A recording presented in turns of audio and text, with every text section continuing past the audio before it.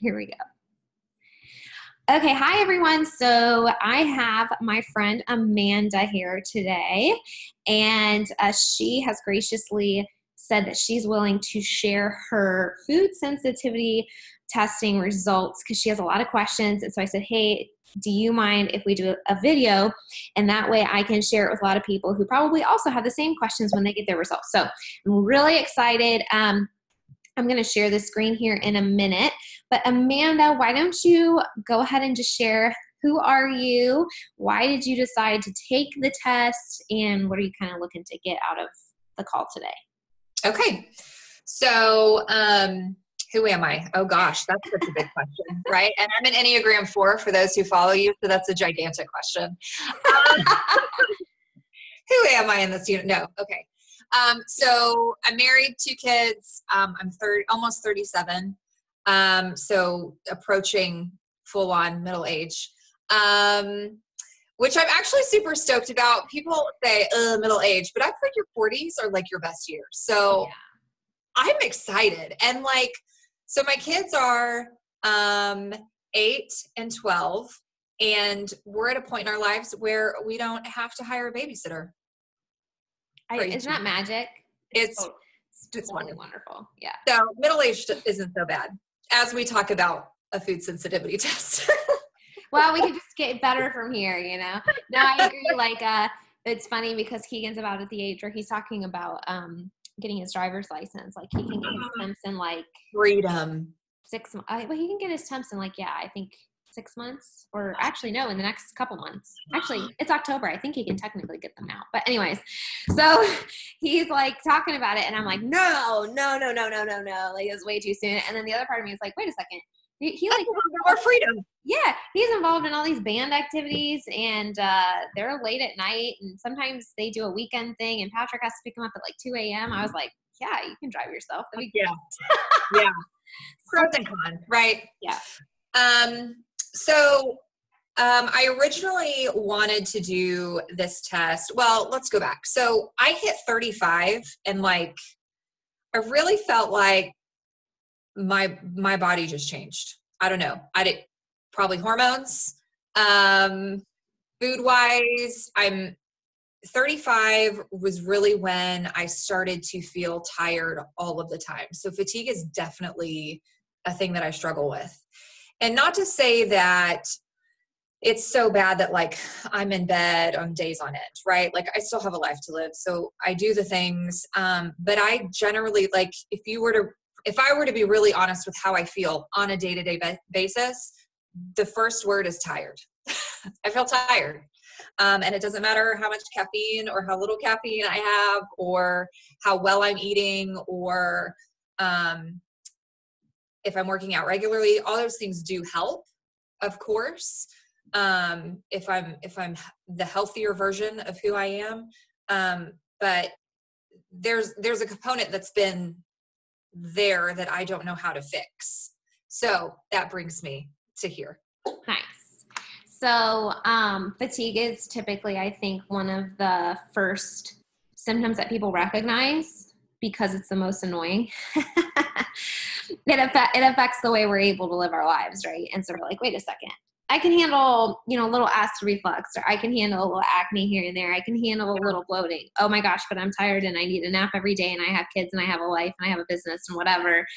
I can't handle my life if I'm tired. And for me, one of the biggest progressions in my journey has been figuring that out. And kind of back in 2012, the reason I even started kind of getting blood testing and getting work done on myself was because I would come home in the middle of the afternoon and crash for 2 hours. Mm-hmm. So I feel the fatigue, and I'm excited to kind of talk about your results today, because food sensitivities, shockingly, can affect your energy as well. Anything that's a stressor, anything that causes inflammation, anything that comes in and distracts your body because it has to handle it versus focusing on other things, is going to take away from your ability to produce energy. So that's definitely one piece of the puzzle. And there's more we could talk about, but for today, we're going to talk about the food sensitivity. So I'm excited. If you're cool with that, I'll share the screen. And let's go ahead and share your test results. So I know you have questions. But let's just kind of go through it. Can you see that? I can. I also have it pulled up on my computer. So Cool. All right. So it basically comes in 2 primary pages. So the first page here, you have chemicals, which I'm sure you were jumping through the roof that caffeine did not show up. Oh, okay. So many people are like, how am I going to live my life? Well, first of all, we shouldn't be dependent on caffeine, but yeah, I know. As I drink my cup of coffee. what time is it? Okay. You have 20 more minutes before the cutoff to finish that caffeine.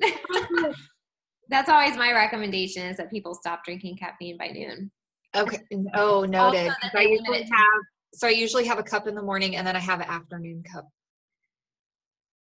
So here's the question. So how do you sleep? I sleep fine, but I get tired. I crash early evening. And then you like have a second wind. You kind of like wake up again. Yeah. Yeah. About 8:30, 9 o'clock. Yeah. My brain wakes up again. Do you ever wake up in the middle of the night, like between 1 to 3? Anything like that going on? Occasionally, but rarely. Okay, good. So once you get to sleep, you stay to sleep. Once I'm asleep, I'm asleep. That around 8:30 or 9 o'clock, I get a second wind, and it's hard for me to. No coffee. No coffee in the afternoon. Okay. All right. But get back to the test here. So, all right. So we have the chemicals there, top left. Caffeine did not show up, thankfully. Fruits. Oh man, your body loves fruits. That's awesome. I don't know what's up with apricots. It's kind of funny. Random, which I don't really eat apricots, so I don't. Whatever. Well, that's the one nice thing about this test, and I always like to say this to people because it is unusual. With some food sensitivities tests, and people will come and be like, hey, I'm not celiac. I'm not allergic to wheat because I got a celiac test. Well, a couple things there. One, you can have a gluten sensitivity or a gluten reaction. There's like 26 different reactions you can have and not be fully celiac. But two, a lot of food sensitivities testing, you need to have the food in your body in order for it to be an accurate reaction. And that's really annoying, because if you think you're reacting to a food, the last thing you want to do before testing is, bulk up on eating it for 2 weeks prior to the test. Yeah, it's stupid. Right. So the MRT does not require the food to be in your system. So things will show up even if you haven't been eating them recently, and your body will still react. So it's a really cool test. So I like that it does that. Yeah. Because wheat has shown up on mine all 3 times that I've taken it for the past couple of years. And I haven't had it for, what years is mine? It's like 7 years. So it's shown up on every single one of my tests. Man. Yes. So, all right, we'll talk about that too. But all right, so your body loves fruit. That's awesome. It does not love beans, nuts, and legumes. For real. Let's talk. Okay. Girl. We got some garbanzo beans, pistachios, cashews, soy, almond, peanut. Wow, almond and peanut, that's crazy. So I bet that the almond, you probably use a lot of almond flour or like substitutes with almonds. Okay, so here's the which was one of my questions, which is why I wanted to speak with you. So I looked at this, I'm like, oh, almonds and peanuts. It's not like I'm walking around eating those by the handfuls. I don't. I just usually, so I have noticed, particularly with cashews, if I eat a handful of cashews, I immediately get bloated. That's so fascinating. So cashews is a little lower, but you don't notice that with peanuts. But I don't notice it with peanuts or almonds necessarily, but it'll happen later on. Like if I consume too many like raw nuts, I do get bloated. But when you talk about ingredients in things, we generally live like the paleo lifestyle. So I'm used to paleo baking and stubbing things. So we're dairy free because my husband's lactose intolerant. And my kids he's lactose intolerant. Yeah. And my kids were having some tummy issues with milk and stuff. So years ago, this has been maybe 3-4 years, we've switched completely, other than yogurt, full fat Greek yogurt, for them and me on occasion, switched over to almond and coconut milk. Oh, So when I saw this almond, and then I have a yellow with the coconut, And so when you start talking about milks and flours, this is where it becomes difficult for me because I'm like, I always use almond and coconut flour, almond milk and coconut milk. Yeah. So here's some switches for you. You can switch over to cassava flour, or Right. there are some gluten-free baking flours. I'm trying to remember I think it's Namaste is the brand. But what you want to do if you're going to use a flour mix, you want to look for things that have mostly flours, not starches in them. Okay. So flours are a less dramatic impact on your blood sugar than starches are. So if it's just a bag full of starch, then, there's crazy. But if it's actual flours, it's a little bit more beneficial. So there are some gluten-free flour mixes out there, and they would use things potentially like cassava, tapioca, things like that. You may be able to find one that works for you. Otherwise, you might just switch right now to cassava and see how you do on that. Okay. That could be something. Milk wise, did oats come up on your thing? I don't believe. No, it did not. It's green. Well, maybe So oat milk. you could do oat milk. You could do, I'm trying to think because I think goat's milk came up for you. You could do potentially sheep's milk or camel's milk if you really wanted to do some stuff like that. But oat milk would be fine. There's also, did flax come up for you? There's flax milk now. Oh, I didn't know there was flax milk. Yeah, there's a bunch of different options. I would look and kind of experiment. And this is a good thing to bring up as well. So one of the reasons that food sensitivities can occur is because we're simply eating too much of that food and we eat it a lot.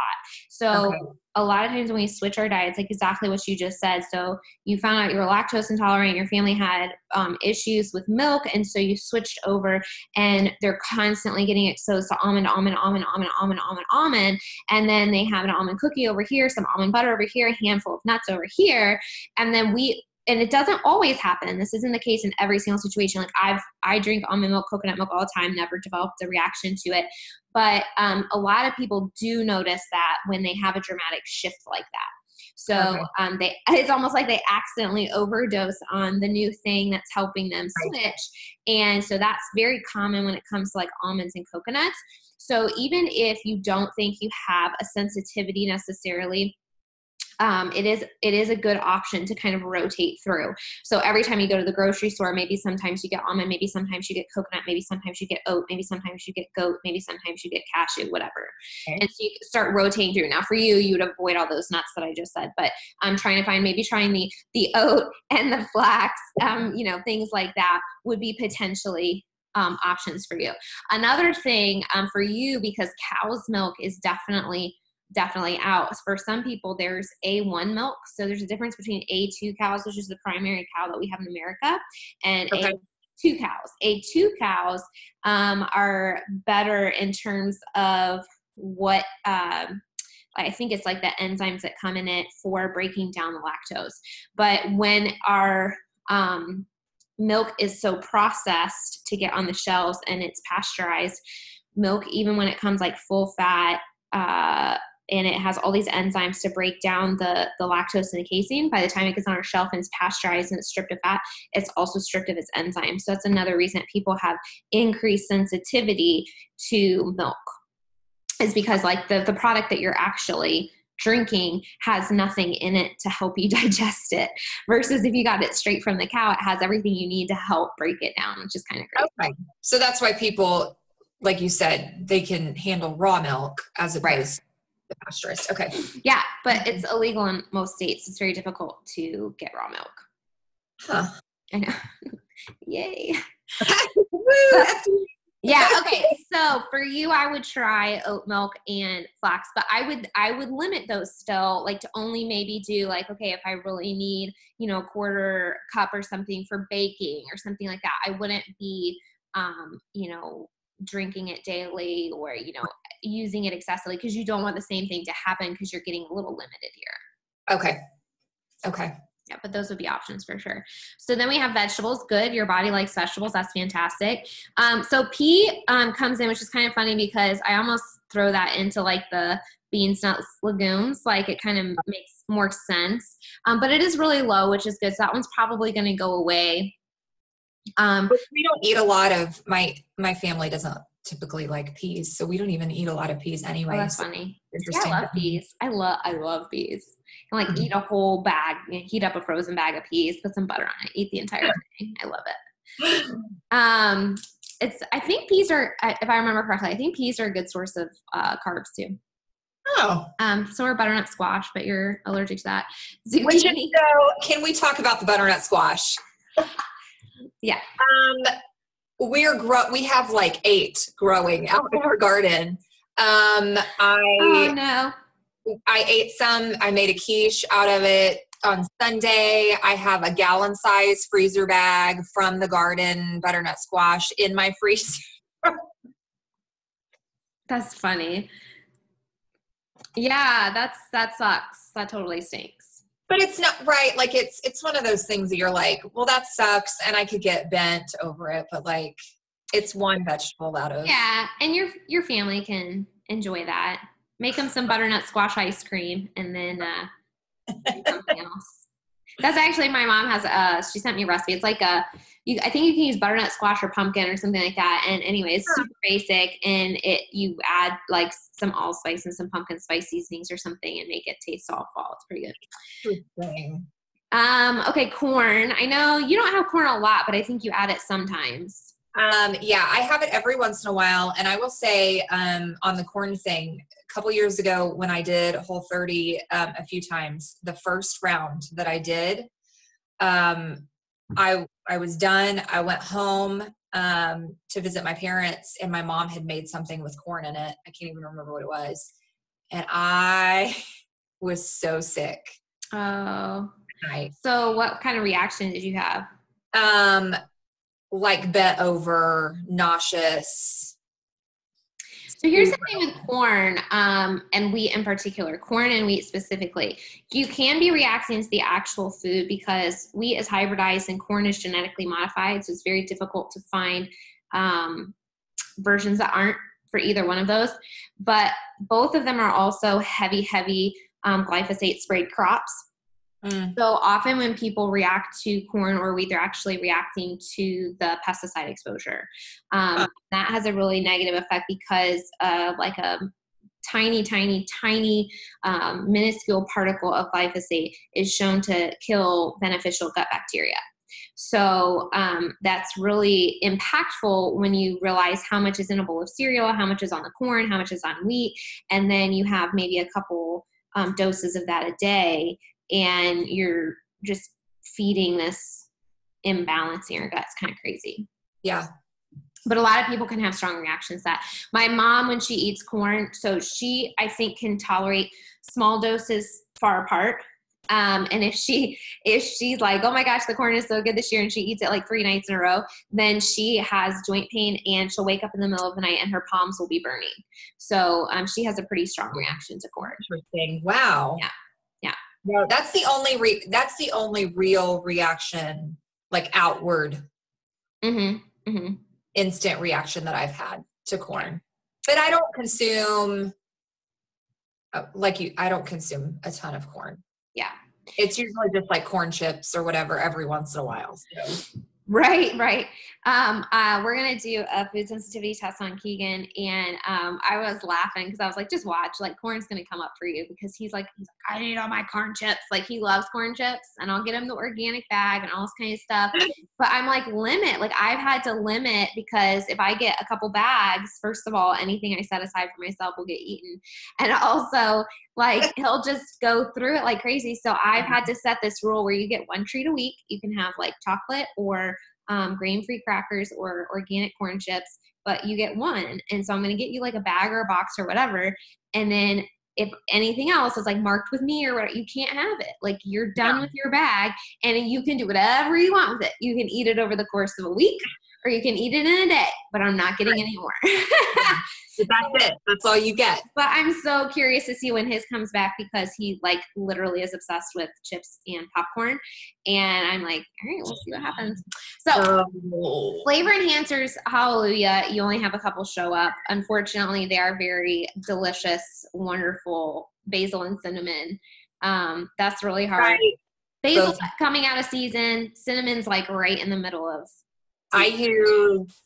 So I use a lot of basil in the summer.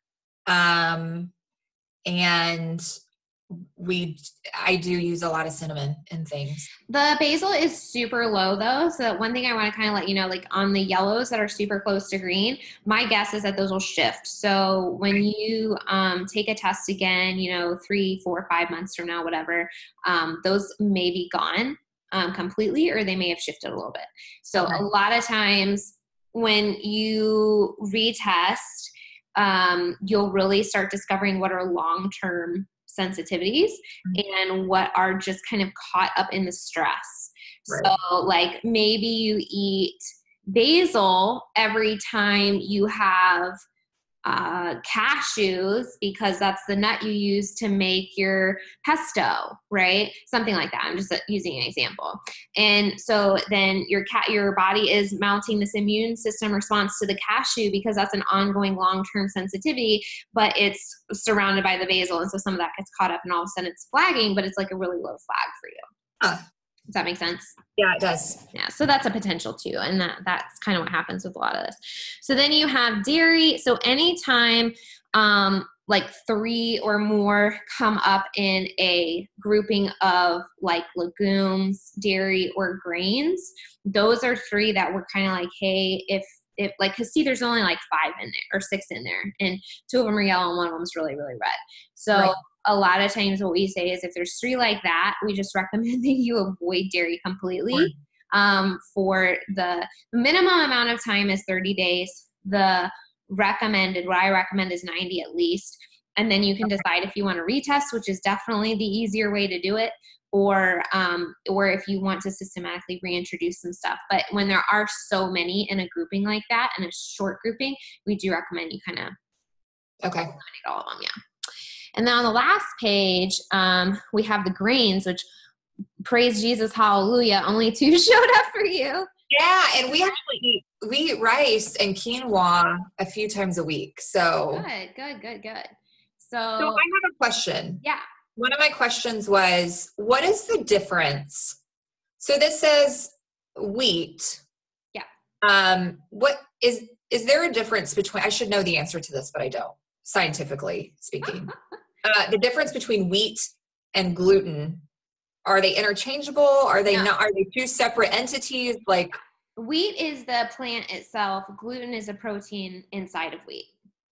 And then gluten has like agglutinin and different gliadin and things like that. So when I said you can have like 20 some reactions, it can be different types of chemical reactions, and it can be reactions to different parts of the food itself. So that's why some people, they'll get like a test and be like, oh, I'm totally fine, but they still feel like crap and they're actually super allergic to it. You may be having antibodies to gliadin in gluten, or you may be having a reaction to something else in the gluten, or in the wheat plant itself. It could be because it's the glyphosate. There's so many things that kind of go into that. But no, wheat is the actual plant. And the thing is, there's a type of wheat called einkorn, which is what is considered to be the original non-adulterated version of the plant that God created, so to speak. So that's it's harder to find, but there are people that still grow it. And if people find that they don't have a big sensitivity to wheat, that is an option for them in terms of it still has gluten in it, but it is like the original amount of gluten. So when we hybridized the plant over the past 50 years for various reasons, the amount of gluten in the plant originally was very small, and now it's very large. So I can't remember how much it's multiplied, but it's a lot. And then in addition to multiplying in the wheat plant itself, we're exposed to it in all these other processed foods as well. So our exposure to gluten has skyrocketed. Whereas if we just stuck with homemade einkorn, where the gluten was very low in that plant, and it had not been hybridized, it had not been messed with, and we weren't exposed to all these processed foods, and it wasn't sprayed with glyphosate, you probably would not have a reaction to eating anything with wheat in it. So it's kind of a compilation of a lot of things. So when people are like, but bread is in the Bible, that's why. they were using einkorn and they didn't have processed foods and it wasn't a hybridized product and they weren't spraying it with glyphosate. So right. Yeah. So their bodies are able to handle it. So that is something that like is a possibility for some people, but that's sort of the difference is wheat is the actual plant and gluten is a little part of it. And gluten that's why gluten can be in some other plants as well. But yeah, that makes sense. Yeah. Yeah. And I don't even know what amaranth is, to be honest with you. Never used it. Yeah, it's a grain, and a lot of times you'll see that kind of in gluten-free products. Okay. Yeah, as another thing. So when you're reading labels, you'll see things like amaranth and tapioca and buckwheat and those sorts of things. They typically blend a lot of those together. Noted. Okay. But I think it's considered more of an ancient grain as well. Okay. Yeah. Miscellaneous. All right. So good coffee is still in the green. Coffee and caffeine. Coffee's still in the green. Yes. All right. But not. Oh yeah, that kind of sucks. Baker's yeast, which you probably don't use that much. And then no. Okay. Interesting. So a lot of the things, so this is a great example, I just kind of want to pull this out really quickly, of talking about, what's considered a very, very healthy diet, which would be the paleo diet.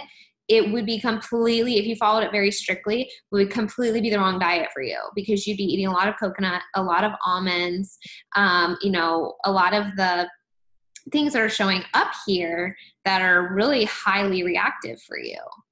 Yep.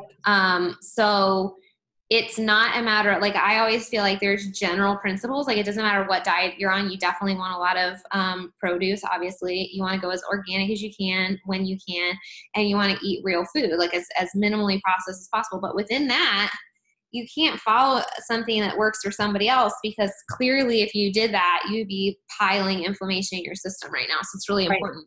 That's why I love these. So fish, interesting. Halibut, shrimp, and salmon. Are there any of those that you eat a lot of? So the only two that we eat, we don't eat a ton of fish. We have started incorporating it more. And that's, I say more, I mean 2 to 3 times a month, maybe. But let's do that to 2 to 3 times a week. No, a month. But let's change it to 2 a week. I should be eating those 2 to 3 times a week. I know it's so expensive. But you can't with the salmon, so you'd have to focus on like tuna and cod. So I was gonna say, shrimp and salmon are the two. Those are the two. Oh no. Okay, interesting. So with salmon, do you always get wild caught? I think so. Yeah. Okay. That's really, really interesting. And then let's see, the meats and poultry, pork and beef. That's kind of tough. Pork and beef. That's tough for sure. So, David, my husband, is sensitive to pork, so we generally stay away from pork products other than bacon, because bacon. I hate to say it, but turkey bacon's going to have to be it for now. I will not eat bacon because that's so funny. So I didn't eat pork for like 30 years of my life. And I ate turkey bacon all the time and I loved it. And then I finally switched over to real bacon and I was like, what the heck was I doing for 30 years of my life? Right. Oh, turkey bacon's awful. Beef kind of sucks, but I will say Sunday night I had a burger and I went to bed with a headache. But I only contributed it to, because I don't have a gallbladder, so I contributed it to like the grease. So if ever I eat overly fatty or greasy food. Right. So do you take digestive enzymes that support that since you don't have a gallbladder? No. Okay, that might be something you want to do, especially with all that's going on. Okay. Yeah, that might be something for sure. Okay, so we've gone over the results, but what specifically, do you have any questions other than what kind of naturally came up? So I think you pretty much answered as we went along. My questions about milk was a big one. Not that I'm like down in glass. I don't even drink straight almond milk, or it's usually in things. I'm using it in baking or or whatever. So, but switching those to like oat milk or whatever. And then retesting. So kind of seeing like, I strongly recommend retesting just because in my own personal life, it's so much easier. So people can reintroduce, but the hard part about food sensitivities is that many of them do fly under the radar until you kind of hit, I don't want to call it toxic load, but that's what it is. I mean, until it hits a certain load where you're going to notice a reaction. Right. And what you really want to do, especially with some of these lower ones, is catch them before they get to that point where you're not getting a headache, you're not getting the stomach pains, you're not doubling over, you're not having, constipation or bloating or whatever. And so it is very easy then to test when you're able, and it doesn't have to be like, this is kind of what I recommend. You do a strict 90 days and then you make a decision. If you're feeling really good on that, there's nothing wrong with keeping on that for another 1, 2, 3 months, whatever kind of works for you. Because I know if you get in this testing pattern, a lot of times it's like, oh my gosh, this is so expensive. Right. But what you can do is do a minimum of 3 months, monitor how you're feeling. If you're feeling great, keep that for a little while. And if you feel like you're hitting a wall and there's still more stuff, then you do another food sensitivity test. Maybe you do a stool test, that sort of thing. You dig a little bit deeper to see like, okay, how can I help my body? Because clearly it's not healing quickly enough. For some people, simply removing some of the foods makes them like lose 10 pounds and then feel amazing in like 2 weeks. For other people, it's just a little step in the process of figuring out, okay, this is causing inflammation. Maybe what else is going on in my body? How else can I support it? So that's like kind of step number 1. And then you go from there, you kind of recheck yourself at the end of 90 days and be like, how did I feel? And I do recommend, like, right now, make a list of anything that you've ever noticed as a symptom, whether you personally associate it with food sensitivities or not.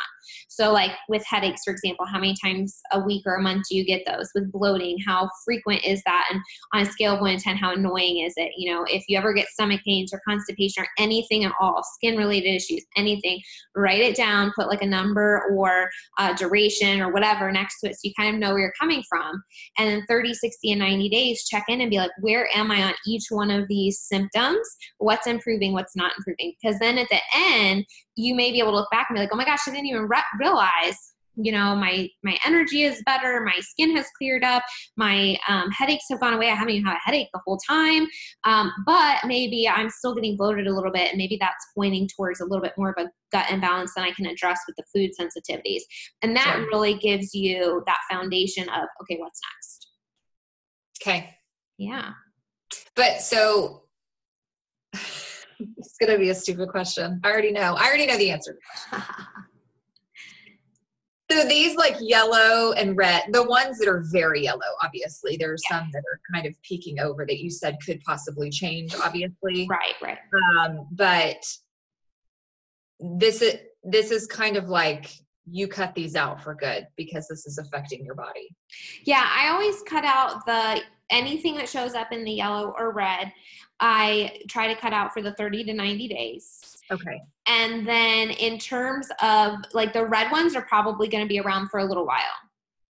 Right. Some of the higher yellows are probably going to be around for a little while. So what I like to do, and this is another reason I really like to retest, because one test to another can dramatically change because there's so many things that contribute to the creation of a food sensitivity in your body. So because there's so many different factors and a lot can change in 3 months, and simply taking it away gives your body more of an opportunity to heal and stuff like that. One test to another can change dramatically. But if you're seeing on your retest that almonds and peanuts and cow's milk, which are red, are still red or maybe really, really high yellow, then that's indicating, hey, this is a longer term thing for you and you need to be extra strict on those. But then maybe basil and cinnamon fall off the radar and you can change that. And so it's helpful because you also want to have as much variety as you can just for nutritional reasons as well, Right. So yeah. So I would be very strict, very, very strict on anything that's red or medium yellow. Okay. And I would do my best with anything that's right on that line just to give yourself the most opportunity for healing. But, if you go out to dinner and you get this gluten-free shepherd's pie and you bite into it and you realize it has some peas in there and the, peas are just barely over the line, take some digestive enzymes and don't freak out about Okay. it. Okay. That's kind of how I would, but you're not going to like get the peas to make it home, that sort of thing. Yeah. Does that make sense? It does. Yeah. Okay. Yeah. So pretty much I think, it's just, I'm going to switch screens again here so we can just chat. I really think it's just helpful because it takes the guesswork out, really is the primary benefit to it. And then if people choose to reintroduce things, you start with the lowest and you move your way up. But again, that can be so hard because by the time maybe you start with peas and it's such a small reaction that you don't actually notice anything until you've started introducing coconut, which is like fourth on your list. And then you start really feeling bad all the time. You're like, well, crap, I introduced 4 things. Which one is it? Making me feel bad. And that has happened to people. And it gets very frustrating. So it's possible to reintroduce, but it's very difficult in my history with it, my perspective. I prefer to test. I personally didn't retest for like a year because I had so much gut stuff going on and so much other stuff to worry about that I didn't retest for a year. And it was so drastically different. And I was like, man, I wish I had done it sooner, but you can do it however you want. Okay. You can do it. You can do it. Like really honestly, if I'm being, it's not that bad, right? Like these aren't not horrible. It's not like this is the end of the world. Right. It's just a matter of like getting into that mental space of changing. Yes. And it also gets into it's just a shift of perspective. It's very easy to say, okay, these are like 3 of my reds or 3 of the foods I eat all the time. So it's really easy to feel like we don't have a lot of options. But if you look at the test in the opposite way and you're looking at everything that shows up in the green, like that's your new grocery list. That's your new, this is how I can mix things up. What meats are available. There's like 5 different meats. There's like 20 different vegetables. There's like 15 different fruits. And you just basically take that with you to the grocery store as opposed to the card that they give you of the food. Although that's very helpful, let me tell you, especially when you're trying to remember. I'm like, what am I reacting to? Yeah, that's very helpful. But taking that page with you or snapshot on your phone or whatever and be like, okay, I can have this vegetable, I can have this vegetable, and then just kind of getting into that mentality of, oh, there's actually quite a bit that I can get. And now you'll notice in the test, they give you a food rotation schedule. It's so complicated. And I looked at that and I was like, I am so confused by this. Yeah, I've never followed that. My clients ask me about it. I think it's too complicated. Okay. Yeah. Cool. I'm excited for you. Thanks for doing this. Yeah. Question. Thanks for reaching out. And I'm glad that we had an opportunity to chat, and hopefully this answers other people's questions too. I wasn't completely overwhelmed. I was just like, I have so many questions and I don't know what to do with them. Right. Right. Yeah. And I know you're in the group as well. Have you had a chance to watch like the Gut 101 and Food Sensitivities 101? I have not, but I'm going to now. Yeah, I would check that out just because I think understanding a little bit, and you probably have a lot of this since you've already been through some programs, that I think the understanding of how your body works and how food sensitivities develop and why it's important, to me, that helps me stay motivated when I know that piece of it versus, I just get a little headache here and there. But if you understand like the underlying immune system reaction and the long-term consequences of activating that all the time, then it becomes much more motivating to be like, sure. Yeah. And well, even from the aspect, my husband and I talk all the time about, we watch our parents who don't eat well and don't really, really take care of themselves the way we do. And how, you can look at other people and say, I just really don't want to be like that in 30 years. Yeah. You know what I mean? So this helps for that goal too. Like just knowing that life isn't over at 60, like, right? Yeah. Like you still have a whole lot of life after you turn 60. So heck yeah, we're all going to live to be 120, right? Mm. Not so much. Okay. Well, thank you, Amanda. Thanks, Kylene. I appreciate it.